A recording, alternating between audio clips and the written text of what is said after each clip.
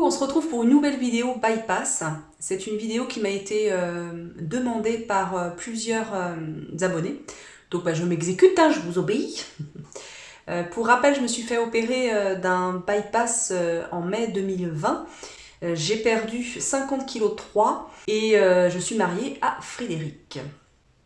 Donc on m'a demandé une vidéo concernant nos ressentis respectifs, notre sexualité et ce qui avait changé dans notre couple, ce qui avait évolué dans notre couple depuis que j'ai perdu tout le poids que j'avais à perdre parce que je n'ai plus de poids, de poids à perdre.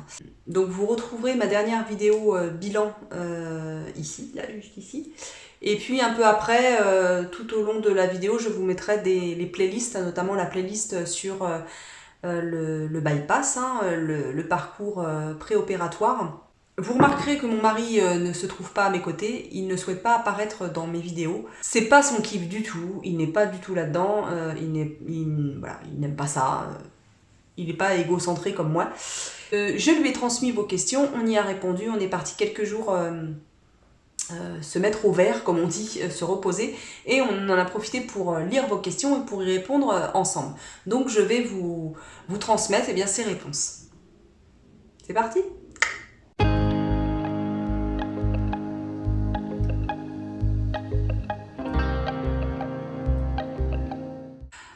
Alors la première question c'est avant mon opération, est-ce que j'avais des craintes que le regard de mon mari change ou qu'il ne me reconnaisse plus, entre guillemets, la personne m'a dit. Alors excusez-moi, je ne me souviens plus des prénoms, je ne me souviens plus, j'ai aucune mémoire des prénoms. Ne m'en voulez pas, mais je vous remercie pour vos questions, mais ne m'en voulez pas. Eh ben non, j'avais pas de crainte, pas à ce niveau-là, enfin pas ce dont je me souvienne en tout cas. Non, pas de crainte à ce niveau-là, non.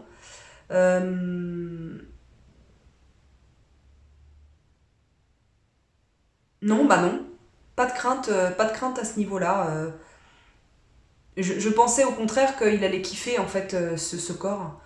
Ce corps plus mince, j'étais quasiment sûre qu'il allait aimer et que c'est plus au niveau peut-être parce qu'on ne change pas, comment dire, il n'y a pas que le corps qui change, on est bien d'accord. Oui, certes, j'ai perdu 50 kilos, mais j'ai évolué, j'ai changé, pas que physiquement, quoi. Psychologiquement aussi j'ai changé, donc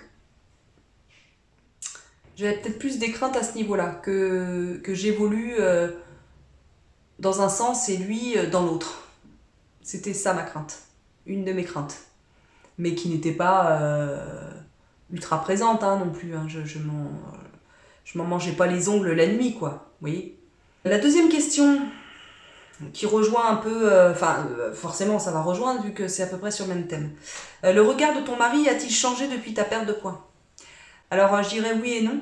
Le regard que mon mari a envers moi, sur mon corps, sur moi dans la globalité, mon corps, mon esprit, mon cœur, il va être filtré parce que moi je ressens vis-à-vis de mon corps, mon esprit, mon cœur. Et vu que mon regard, moi, a beaucoup changé et en positif sur mon corps et sur... et pas que, et psychologiquement, et ce qui se passe dans mon cœur, dans mon ventre, dans mes ressentis, dans mes émotions, j'ai beaucoup évolué vers le ciel bleu. À ce niveau-là, eh bien, je trouve que le regard de mon mari a lui aussi évolué et dans le bon sens. Donc les deux vont ensemble en fait. Parce que si par exemple mon corps avait changé et que mon mental ne suive pas, par exemple, il y a des femmes et des hommes qui ont beaucoup de mal à s'accepter et à voir et qui ne s'aperçoivent pas que leur corps a changé. Je crois que ça s'appelle la dysmorphie. Bah pour le coup, vu que leur regard personnel n'a pas évolué, ils pensent peut-être que le regard le regard de leur mari ou de leur femme n'a pas changé non plus. Vous voyez ce que je veux dire? Donc, en ce qui me concerne, parce que je ne parle que de moi, le regard de mon mari a changé. Et beaucoup.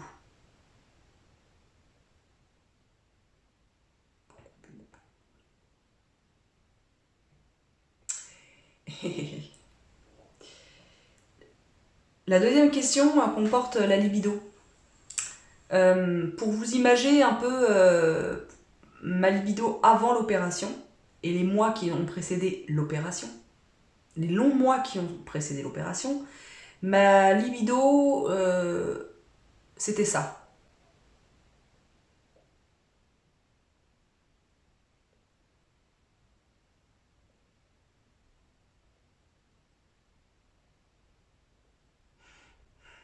Voilà, c'était ce silence. Vous interpréterez ça comme vous voulez. C'est facile à interpréter.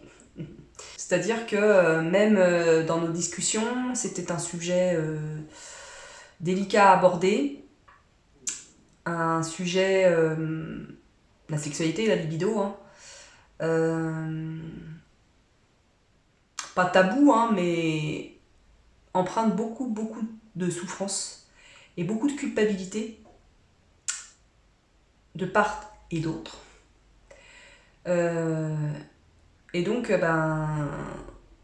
ça donnait pas des choses très joyeuses et légères. Nous n'avions pas la cuisse légère, si vous voyez ce que je veux dire. Et concernant ma libido, elle était... Voilà quoi. J'avais une telle image de moi, une telle image de ce corps, de cette mobilité surtout, de cette souplesse, hein, mon Dieu, que j'avais pas envie. Et les fois où j'avais envie, j'avais tellement de complexes et tellement de mauvais ressentis sur moi que c'était biaisé. Si vous m'excuserez des jeux de mots. Mais voilà, quoi, tous mes ressentis, tout mon regard était biaisé par cette non... Je ne m'aimais pas, quoi, ce non-amour de moi, de tout ce que je représentais. Donc je me souviens même à l'époque, il y a eu des fois où je me frappais. Je me frappais tellement que je me détestais.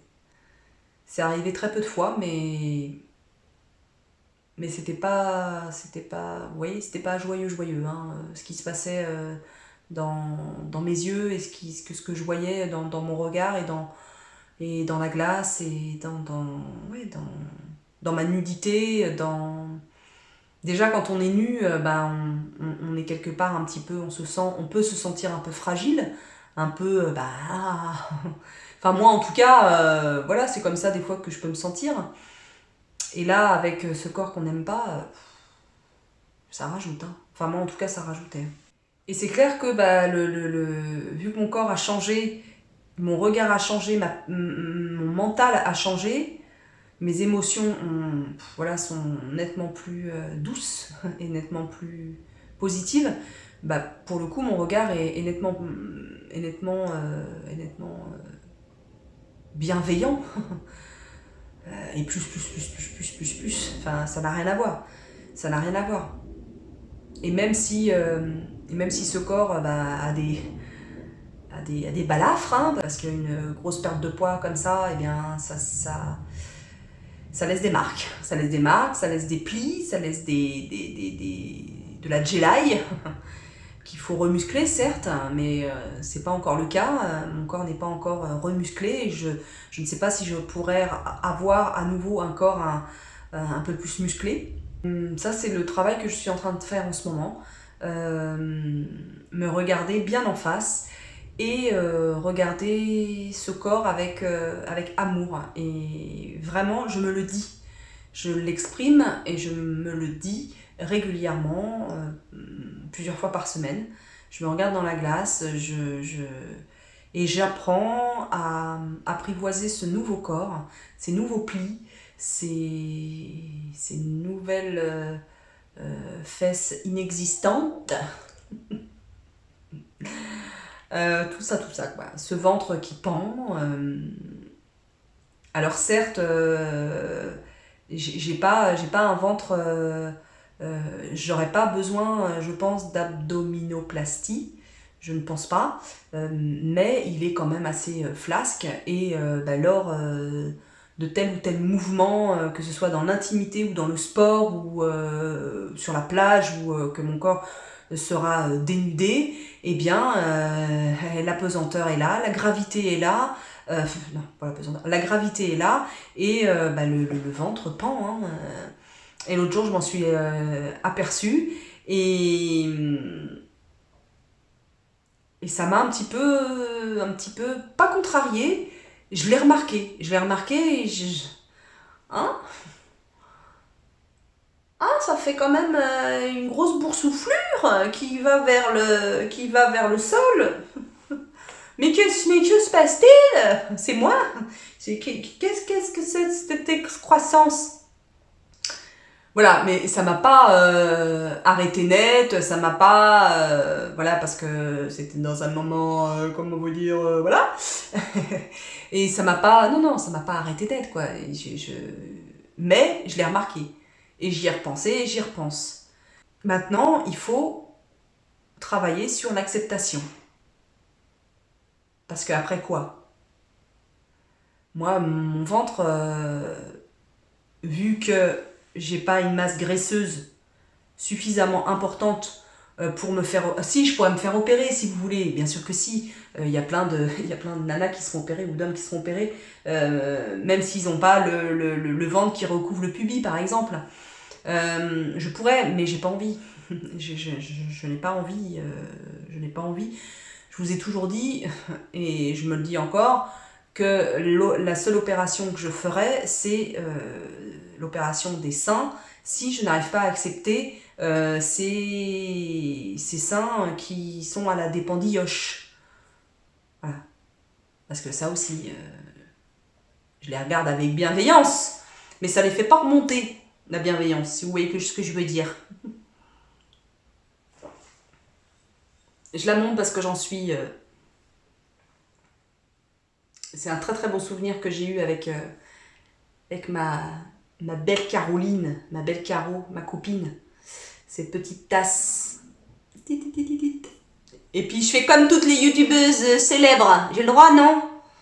J'ai le droit à mon heure de gloire tasse. Voilà, et puis même sur la poignée, vous voyez, il y a la petite souris. Voilà. Elle est mignonne.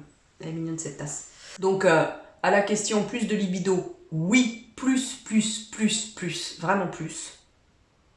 Et j'ai plus envie de plaire en fait. J'ai plus envie de plaire, me plaire à moi. Voilà, déjà, j'aime me plaire, j'aime ce que je vois dans la glace, donc forcément. Et puis plaire à mon époux, ça, alors là, c'est un bonheur.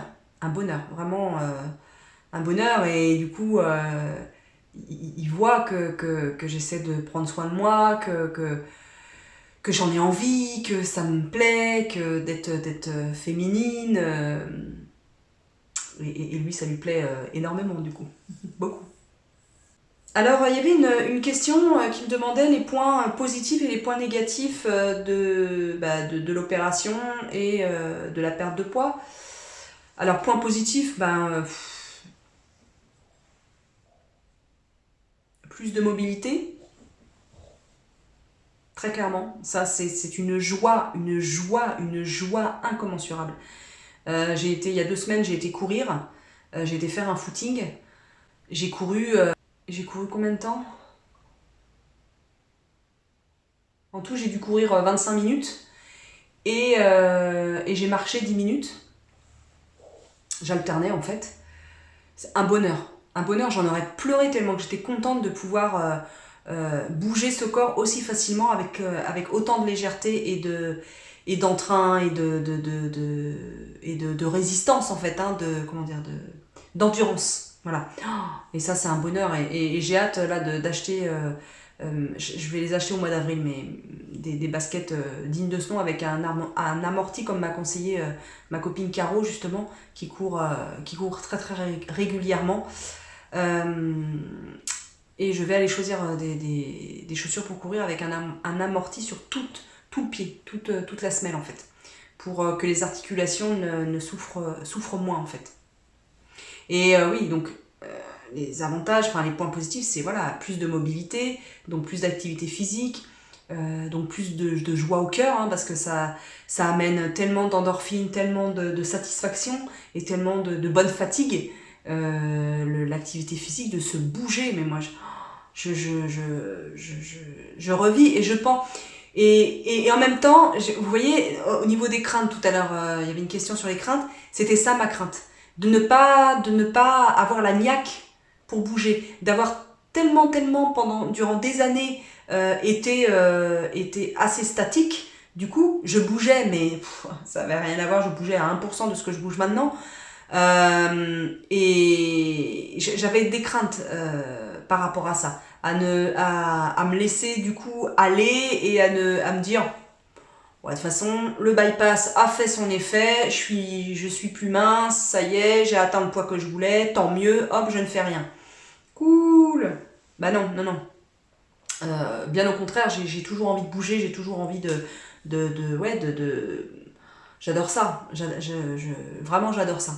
Le fait de pouvoir s'habiller comme je le souhaite, avec les vêtements que je souhaite, aller sur tous les sites que je souhaite, aller dans tous les magasins que je souhaite.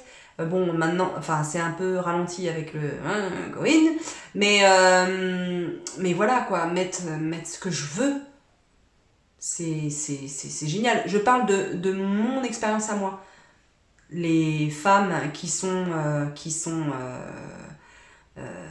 en situation d'obésité ou en surpoids, etc., qui s'habillent comme elles le souhaitent et comme il n'y a aucun problème. C'est leur vision, c'est leur choix, c'est leur ressenti et tant mieux, je veux dire.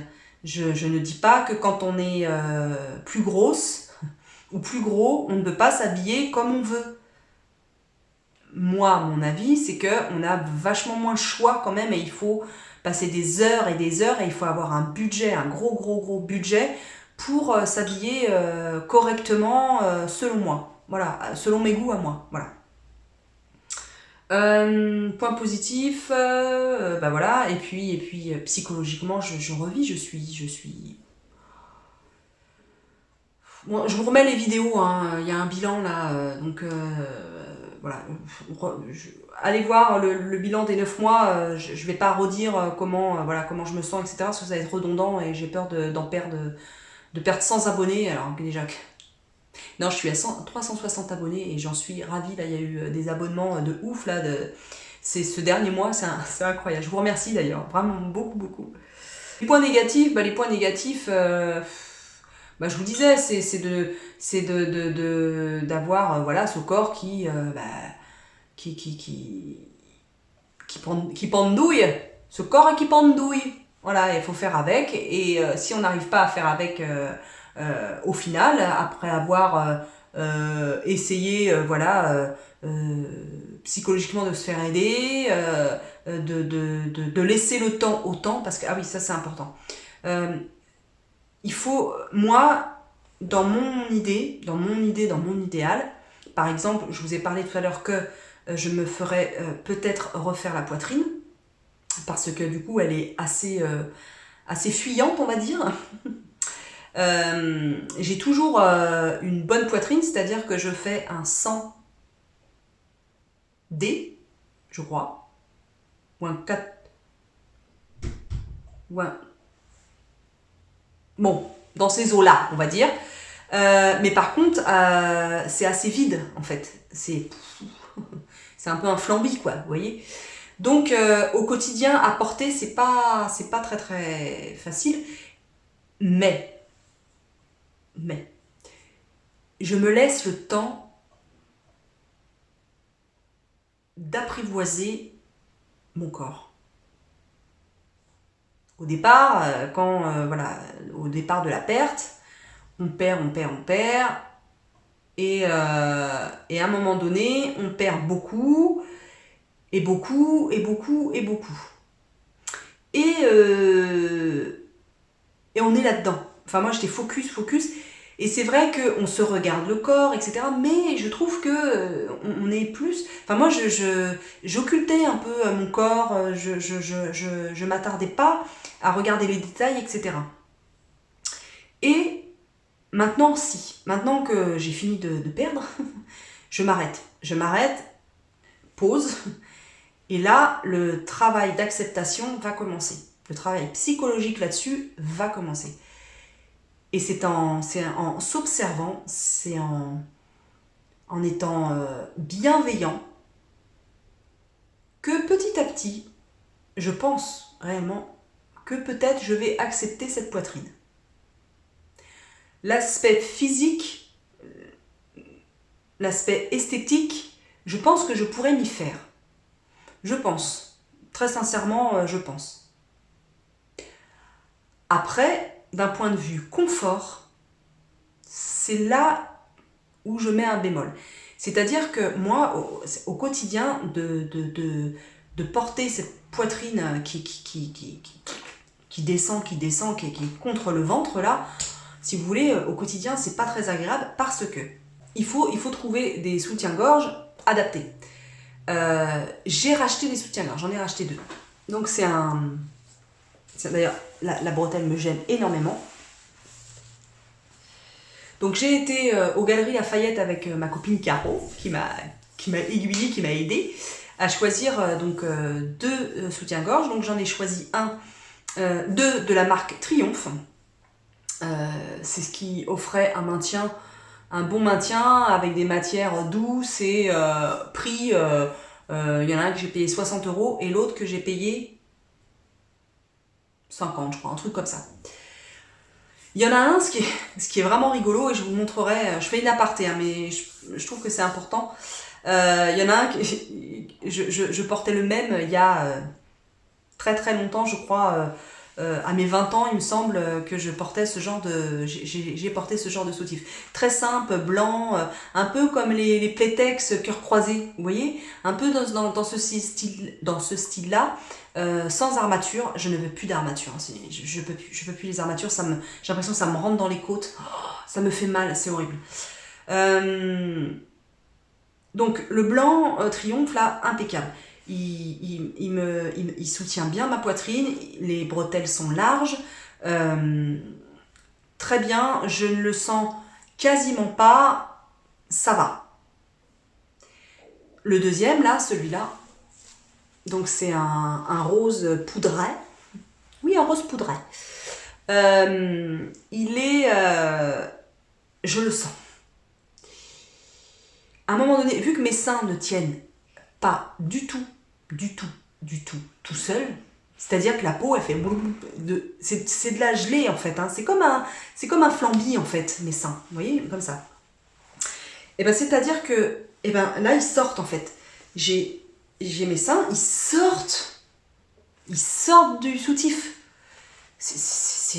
Et du coup, ça fait un décolleté, là déjà, ça fait un décolleté pas net du tout, et c'est gênant. Je suis toujours là, au niveau de la bretelle, j'ai toujours une gêne, parce qu'en fait, la bretelle, alors je sais pas, il faut que j'analyse ça, mais je sais pas si c'est le petit truc, vous savez, pour régler la longueur de la bretelle, est-ce que c'est ça qui est contre l'os de l'épaule? Bon, bref. Vous voyez, c'est le confort, moi, qui me pose problème avec les soutiens-gorge, les différents soutiens-gorge et différentes brassières. Les brassières, oui, ok, mais on peut pas en mettre tout le temps des brassières avec un joli décolleté. Vous allez pas mettre une brassière, vous pouvez pas. Il faut un soutien-gorge adapté au décolleté. Donc avec le confort, ouais, c'est là où je vais voir si je trouve le soutien-gorge vraiment adapté qui me maintient très fortement, mais en même temps qui m'offre une mobilité dans les mouvements, parce que là ça me gêne. Moi là j'ai qu'une envie, c'est d'enlever mon soutif, hein, ça je vous le dis. Donc à voir avec les mois qui vont passer. Et puis dans, je sais pas, peut-être l'année prochaine, voilà, on verra. Je pense que, enfin, je vais me laisser, voilà, je vais me laisser une année pour voir comment évolue cet inconfort en fait et la vision que j'ai de ma poitrine. Et après, si par exemple, je vais me donner voilà un laps de temps, 6-8 mois, dans 6-8 mois. Voilà, si je sens que non, c'est pas mieux, eh bien voilà, je commencerai à me renseigner, à voir, je me suis déjà renseignée, je sais les techniques et tout ça. Bon bref, donc je verrai, voilà, je prends un rendez-vous pour avoir des conseils avisés. Voilà. Il y avait une quatrième question, comment te trouves-t-il à présent? Et moi, comment je me trouve et comment je me ressens? Bon, ça rejoint, hein, ça rejoint comment dire, les autres questions. Moi, je me sens hyper bien, hyper bien dans ce corps. Voilà, je me sens très bien. Je me sens très très bien, à part cet inconfort au niveau de la poitrine. Autrement, ça va quoi. Vraiment. Alors oui, j'ai les cuisses et les fesses un peu flasques. Bah ouais, en même temps, voilà quoi. Mais en même temps, c'est ce qui me définit en tant qu'ancienne personne souffrant d'obésité aussi. C'est comme c'est comme un parchemin, les bords un peu cramoisis. C'est voilà, c'est le temps qui a fait son œuvre, etc. Bah là, c'est pareil. Hein, ça raconte mon histoire aussi. Il faut toujours regarder ce passé-là. Enfin, moi, en tout cas, c'est ce que je fais avec bienveillance et vraiment, c'est ce que je tente de faire et je suis sur le bon chemin à ce niveau-là. Je serais très chagrinée de regarder mon ancien corps avec mauvaiseté. Je pense que ça, quelque part, ça nourrit d'ondes vraiment très négatives de se dire... alors oui, se dire ah, plus jamais ça, etc. Ok, on est d'accord, je le ressens aussi ça. Je le ressens aussi. Mais quand je parle de bienveillance, c'est de regarder cet ancien moi et de me dire ouais mais t'as fait ce que t'as pu en fait. Au moment T, à l'instant T, t'as fait ce que t'as pu. Voilà. Arrête de culpabiliser, c'était comme ça. Là maintenant t'as fait le bon choix, t'es bien dans ton corps, tu reprends confiance en toi, etc. etc. Et c'est comme ça moi que j'aime me regarder et que j'aime regarder des photos quand j'avais 50 kilos en plus. Je pense l'estime de soi, elle passe par là aussi. L'estime de soi de ce corps au présent passe par passe par le pardon et par la réconciliation avec mon ancien moi. Vous voyez ce que je veux dire? Enfin, moi, je le ressens comme ça. Voilà. Donc,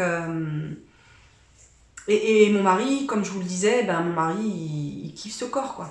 Il kiffe ce corps et on réapprend tout doucement à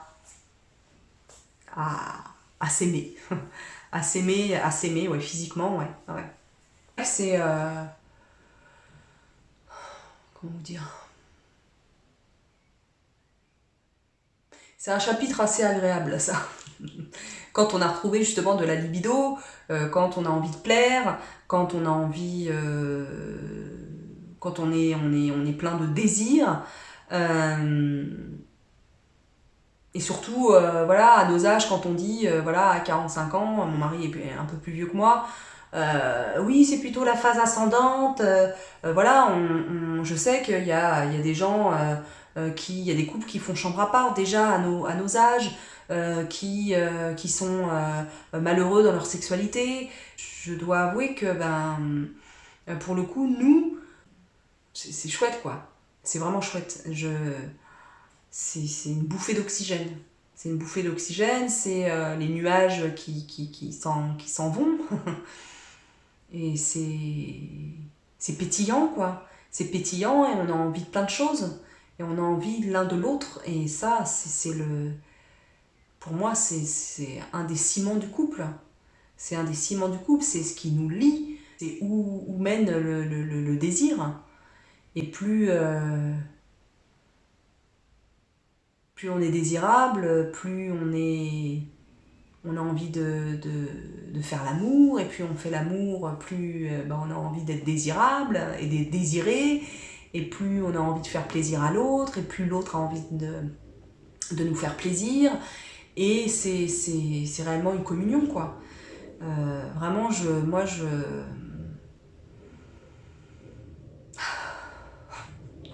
vous entendez mon soupir?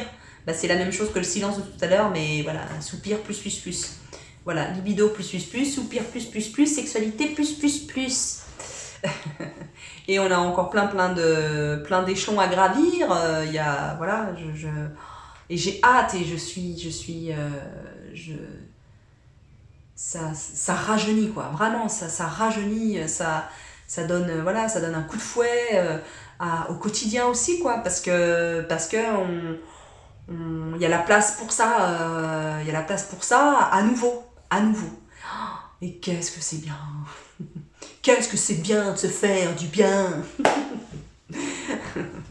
Une autre question, c'est comment réagit mon entourage à ma perte de poids? Super bien. Super bien. C'est vrai que moi, depuis le départ, je suis très entourée et très soutenue.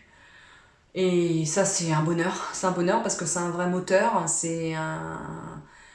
Alors autant mon mari a un regard bienveillant et autant les gens autour de moi ont des regards hyper gentils et hyper bienveillants, très encourageants, et ça peut que porter, quoi. Ça peut que maintenir sur une vague joyeuse et pleine d'entrain, et voilà, enfin c'est juste ultra positif. C'est vrai que mes amis, ma famille me disent très régulièrement: oh, mais 50 kilos, mais parce que c'est curieux parce qu'ils ne me voyaient pas si grosse que ça. Ils voyaient bien que j'avais du poids, en plus, en trop, en plus. Mais 50 kilos, à chaque fois, ils sont hyper surpris du poids que j'ai perdu, en fait.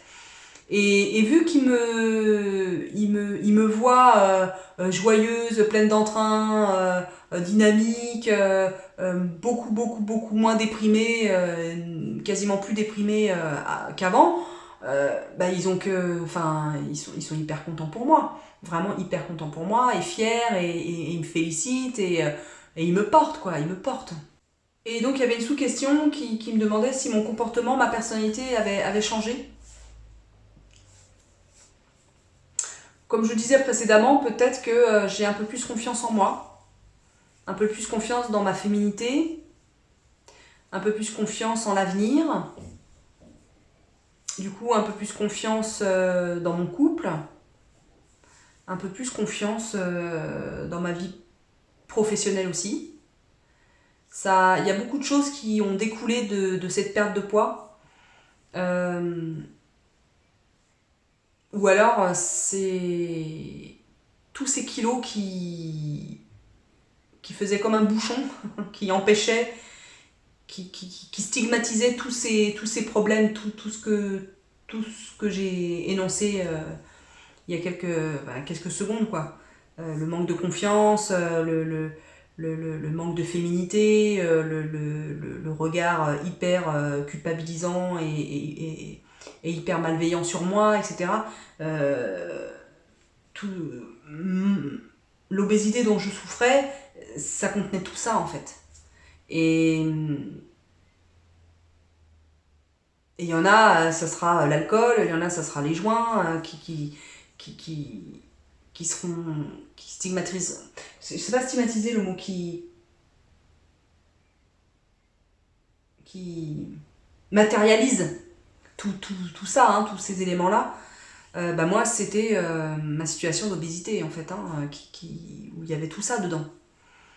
Et une fois que tout ça, que mes kilos sont partis, et que j'ai réglé psychologiquement à l'aide d'une psychothérapie toutes ces choses-là, toutes ces failles, toutes ces blessures,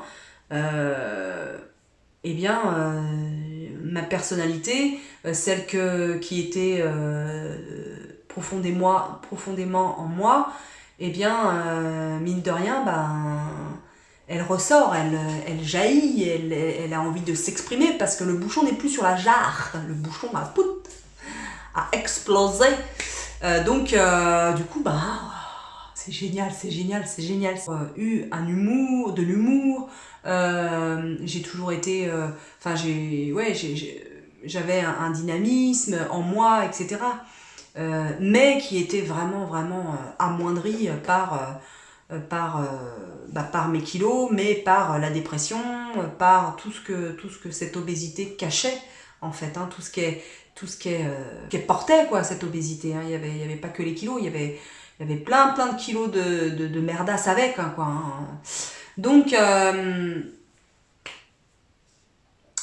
ouais, je dirais que non, ma personnalité n'a pas changé, mais le fait de perdre ce poids-là m'a permis de faire émerger le moi qui était endormi en fait. Mais en effet, j'ai envie de plus m'exprimer, j'ai envie de faire plein de choses. Voilà, je suis curieuse. Le fait de perdre du poids, je suis pleine d'entrain, je suis curieuse, je veux découvrir des choses, je veux tester des choses, je suis plein voilà. Je veux tester. Eh bien, cette vidéo est terminée, je pense qu'elle va être très longue. J'ai essayé d'être concise, mais j'y suis pas arrivée du tout. Non, mais faut prendre son temps pour ce genre de vidéo et pour bien expliquer, parce que vous n'êtes pas dans ma tête et vous n'êtes pas dans mon corps. Donc, et vu qu'on est toutes et tous différentes et différents, c'est bien de dire, d'aller dans les détails dans ce genre de vidéo. Enfin, en tout cas, c'est mon avis. N'hésitez pas si vous avez d'autres questions, si voilà, vous avez besoin de plus de détails, n'hésitez pas en commentaire hein, à me demander, il n'y a pas de souci, ou en MP sur Instagram. Voilà, si vous avez d'autres questions à poser à mon mari, je lui en ferai part, il n'y a aucun souci. J'ai été ravie de répondre à vos questions, ça permet de faire aussi un focus aussi là-dessus et de faire une pause, moi aussi sur le présent, sur l'avenir aussi, et sur le passé. Et c'est toujours bien de se retourner et de checker un peu. C'est vraiment pas mal ça. Enfin, moi, ma chaîne, elle me permet ça en tout cas. Je terminerai par vous dire, ceux et celles qui sont en parcours préopératoire, l'importance, et je le redirai jamais assez, l'importance d'un suivi psychologique lors de votre parcours préopératoire et post-opératoire. Ça va vous permettre de vraiment poser les choses et d'écrire la table des matières de ce nouveau chapitre, de ce nouveau livre. C'est important. Vraiment, choisissez voilà, le bon psychologue, la bonne thérapeute qui vous convient, qui vous aidera à vous révéler. Vraiment, j'insiste là-dessus parce que c'est extrêmement important. Je vois tellement de personnes qui se perdent,